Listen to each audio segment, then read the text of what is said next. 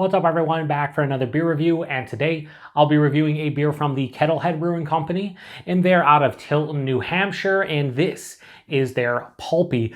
So this is a New England IPA that comes in at 7% alcohol by volume. No IBUs listed. Time of review, I don't know exactly how old this can is, but I do think it's quite fresh, and that's because this can was given to me by a couple of very good friends of mine and fellow beer tubers, Dan and Mike over at FLX Beer Reviews. So huge thanks to them for this beer. In the description box, I'll post a link to their channel. I've said it once, I'll say it again. Fantastic individuals, great content. If you just want to follow a beer tubing channel with two friends that are just chatting about whatever beer they're drinking, go check them out. Highly entertaining channel. And on top of it, they are just, like I said, fantastic people, very generous. In case in point, Dan and Mike gave me a couple different cans of Kettlehead stuff recently, and that's because we all attended the 2023 Rochester Real Beer Expo back on June 10th in downtown Rochester, New York. And the FLX boys were very influential in getting Kettlehead to said festival. And at the end of the night, Kettlehead gave those guys, I think it was like a case of beer, and they threw a couple my way. And I'm pretty sure they were serving this one at the festival, so I'd imagine Kettlehead brought fresh beers. That's why I said I don't know how old this is, does not have a canned on date, but considering they're serving it at the fest, I'd imagine it's relatively fresh. And they have a little spiel here on the side that says, meet Pulpy. He's a friend of ours and he loves juicy IPAs. This one happens to be his favorite. Triple dry hopped with a combination of Mosaic, Citra, and Eldorado hops, and there is no pulp in this beer. Drink fresh and enjoy cold. We're going to try to do that right now. So I'm really excited. I've reviewed one beer from Kettlehead on the channel as courtesy of another good friend of mine and fellow beer tuber, Jesse, over at Bumpy Road Brews. He sent it to me, I think it was like 4 years ago, and it was their Eldorado Falcon or something like that, and it was really good. It kind of had like an orange creamsicle feel to it. It was a fantastic hazy IPA. I think it might have been a double, maybe a single, but it was really good, and that's the only beer I've had from Kettlehead, other than the other beer that they gave to me, which was their Elvis Lives. It's an imperial flavored milk stout. I will be reviewing that in the next couple of weeks. I did have that on tap at the fest. I was about 15 pours, maybe 20 pours deep by the time I had it, so not going to say anything about it. Anyway, that definitely looks like a New England IPA. It has almost a two finger of this, I'd say egg white colored head, very creamy looking. The body itself has a darker, like honey orange color, very murky, turbid. Really can't see through it. Hold it up to the light, definitely not. Definitely plays the role. And we got it in the treehouse glass today because I don't have any hashtag proper glassware for Kettlehead. Anyway, nose. Ooh, yeah. Tons of fresh citrus. Man, it smells like OJ to me. Very fresh, like just freshly squeezed orange juice, maybe tangerine juice, something in that realm, but huge citrus in the orange tangerine realm. A little bit of zestiness too, maybe a touch of like a Tangelo. Wow, I'm kind of blown away at how citrus forward this is. It's named Pulpy. I should, and I didn't even mention the label art. Now, to me, this reminds me of, I love South Park, but Towley from South Park, but just like instead of a towel, it's an OJ or it's an OJ container. So I love the can art. I think it's fantastic. But anyway, back to the beer. Pulpy, indeed. It just smells like freshly squeezed orange juice. A little bit of like a herbaceous, almost floral aspect as well from the hops. Ooh, I just got like a little bit of like a dankness that's more in like the onion garlic realm of things. And then I'm getting like and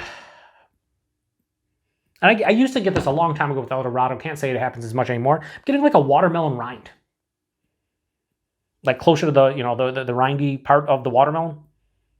Like as you're eating the watermelon and all of the the red flesh is gone, and you just get the white flesh. That's kind of what this smells like.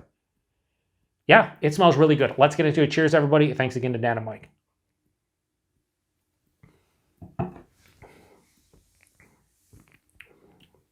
Real nice. Doesn't, off the first sip, doesn't blow me away, but it kind of is exactly what it says it is. Tons of citrus, tons of fresh OJ.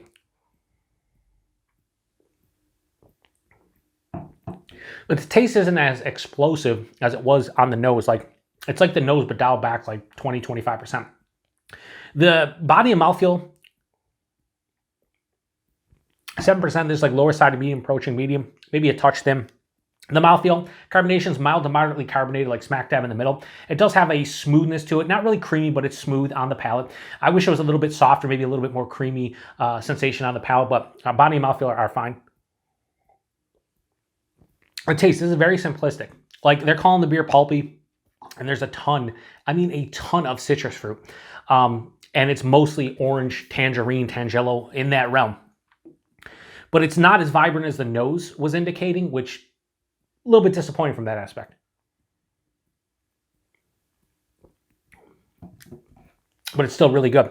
So up front, orange, tangerine, tangelo, freshly squeezed, juicy. As it passes through, it starts to kind of turn into more of like a citrus fruit rind and then the actual juice. And about midway to 2/3 way through the palate, I get hit with this, again, herbaceous, dank floral component. And it has a little bit of that, not onion and garlic, but it just has that like dank kind of feeling to it. There's a little bit of that watermelon rind underneath as well. And it finishes full on dry, mild bitterness, but very dry in the back of the palate. So all that juicy, sweeter, fruity goodness at the forefront definitely balanced out on the back by that extremely dry finish. 7%, super easy to drink. This is a really nice, 7% New England IPA, done well. Again, very simplistic, but they kind of deliver on the name Pulpy. It's just not blowing my mind. And nowadays, just in general, with a lot of IPAs in general, whether it's New England or hazy or just American IPA, they really don't blow me away as much as they used to, because they're all very similar to some degree. But this, if I was in New Hampshire, and this says Franklin, New Hampshire. I saw it out of kind of corner of my head. I'm like, what is it? So they must have a couple different facilities. But anyway, whether it's Tilton or Franklin, New Hampshire, they're in New Hampshire. If this was local to me, this would be like, I don't know if this is like their flagship beer or like this is a rotating offering that they get out quite a bit, but this would be a beer that I pick up occasionally if I was in the mood for a citrus forward New England IPA. Like, this would be definitely something that I would want in my fridge to have once in a while. Super easy to drink and kind of delivers on the pulpy name. Anyway, I can't go too high on this one because I don't love it, but I do enjoy it. So Pulpy from Kettlehead. That's a piece of hair on there. That's unfortunate. I'm going to have no issues giving this a high 4 out of 5 and go 4.05 out of 5. I think this is where it lands. And of course, there's a name as well. Pulpy.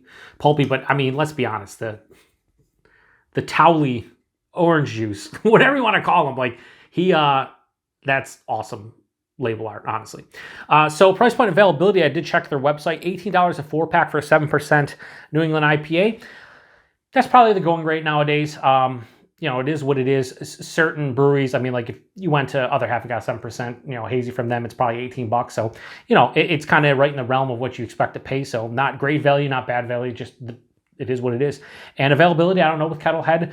When I was there at the fest, I did speak to them, and they said this is kind of like the first step of them trying to get into New York State. So you definitely can pick them up in New Hampshire. I don't know if they get into any other New England areas. Like, I don't know if they get into like Rhode Island or Massachusetts or anything like that. But if you can pick up their stuff, give them a try. I've had a couple beers from them. They've done pretty well. And that Elvis Lives beer, I'm going to be reviewing that in the next couple of weeks. I'm really looking forward to it. I think it's an Imperial Stout with, it's peanut butter.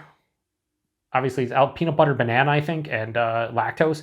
Obviously, it's a milk stout. So I'm looking forward to getting into that one. And yeah, I appreciate Dan and Mike hooking me up with this one. If you've had this one before, post in the comment section. Let me know what you think about it. Like I said, really well made, good. If this is like their flagship New England IPA or like a rotating offering IPA, I think it's a damn good one. So I would highly recommend checking them out if you can get your hands on them. Anyway, appreciate everybody stopping by for another beer review here on the Beer Patrol. Like I said, 7%. You can't taste it, and that's a beauty. Beauty? That's a beautiful thing. I just said that's a beauty. Like I'm a hockey player. He's a beauty. She's a beaut. I don't know. At the end of the day, I'm leaving.